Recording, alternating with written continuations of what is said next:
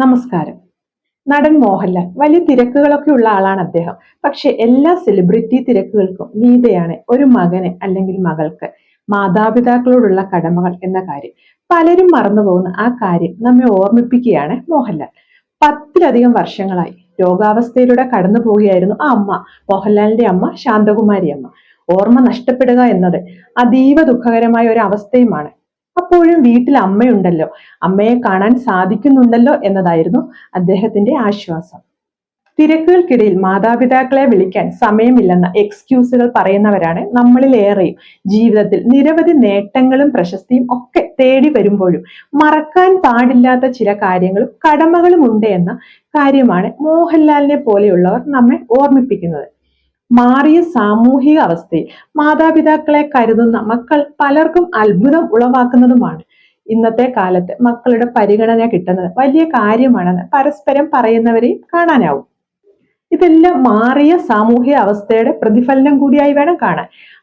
അമ്മ എന്ന വലിയ ആ സത്യം, അതിനെ കൂടുതൽ ചേർത്ത് നിർത്തുന്നതായിരുന്നു മോഹൻലാലിന്റെ രീതികൾ.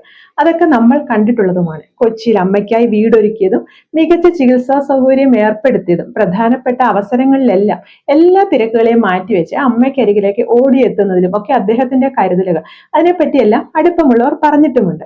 സംസാരിക്കാൻ സാധിക്കുന്നില്ലെങ്കിലും അമ്മയുടെ കണ്ണുകളിൽ തെളിയുന്ന ആ വാത്സല്യത്തെ, സ്നേഹത്തെയൊക്കെ അനുഭവിച്ചറിയാൻ സാധിക്കുന്നതിന്റെ സന്തോഷവും അദ്ദേഹം പങ്കുവച്ചിട്ടുണ്ട്.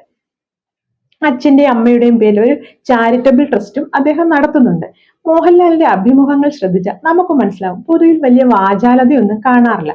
പക്ഷെ അമ്മയെപ്പറ്റി പറയുമ്പോൾ ഇതല്ല രീതി. വാക്കുകൾ ഇങ്ങനെ ഇടതടവില്ലാതെയാണ് വരുന്നത്. മോഹൻലാൽ ധനികനാണ്, അമ്മയെ നോക്കാൻ ബുദ്ധിമുട്ടില്ല എന്നല്ല ഇതിന് ന്യായം പറയുന്നവരും ഉണ്ടാകാം. പക്ഷെ കാലം വല്ലാതെ മാറിയിരിക്കുന്നു. സമൃദ്ധി നിറഞ്ഞ ജീവിതത്തിലും രക്ഷിതാക്കളെ മറക്കുന്നവരാണ് നമുക്കിടയിൽ ഭൂരിപക്ഷവും. വാർദ്ധക്യം, പ്രത്യേകിച്ച് രോഗം കൂടി ഉണ്ടെങ്കിൽ ഇക്കാലത്തെ അതെല്ലാം ഒരു വലിയ ബാധ്യത തന്നെയാണ്. ദാദാ ഫാൽക്കെ അവാർഡ് മോഹൻലാലിന് ലഭിച്ചപ്പോൾ അദ്ദേഹം അമ്മയ്ക്കായാണല്ലോ സമർപ്പിച്ചതും. ജീവിതത്തിൽ സ്നേഹമുള്ള മകന്റെ റോൾ അസാധ്യമായ രീതിയിൽ അഭിനയിപ്പിച്ച് നമ്മെ വിസ്മയിപ്പിക്കുന്ന ഒരു മോഹൻലാൽ ഉണ്ട്. ഈ പകർന്നാട്ടത്തിനും മനസ്സിന്റെ അടുത്തട്ടോളം വരുന്ന ഈ അമ്മ സ്നേഹവും ഒരു കാരണമായിട്ടുണ്ടാകാം. അമ്മ മഴക്കാറിന് കണ്ണിറഞ്ഞപ്പോൾ സ്വയം നനഞ്ഞ ഒരു മകൻ അമ്മയോളം ആഴം ഒരു കടലിനും വരില്ല എന്നാണ്. ഇഷ്ട നടന്മാരെ ആരാധിക്കുന്നവരും അവരെ അനുകരിക്കുന്നവരുമായ ചിലരെങ്കിലും നമുക്കിടയിലുണ്ടല്ലോ. മോഹൻലാൽ ലാലു എന്ന് അദ്ദേഹത്തിന്റെ അമ്മ ശാന്തകുമാരി അമ്മ വിളിക്കുന്ന ആ മകൻ, ആ അമ്മയ്ക്ക് നൽകിയ കരുതലുകൾ ആരെയെങ്കിലും ഒക്കെ മാറി ചിന്തിക്കാൻ പ്രേരിപ്പിക്കുന്നുണ്ടെങ്കിൽ ഇന്നത്തെ മാറിയ സാമൂഹിക അവസ്ഥയിൽ അത് വളരെ നല്ല ഒരു കാര്യം തന്നെയാണ്.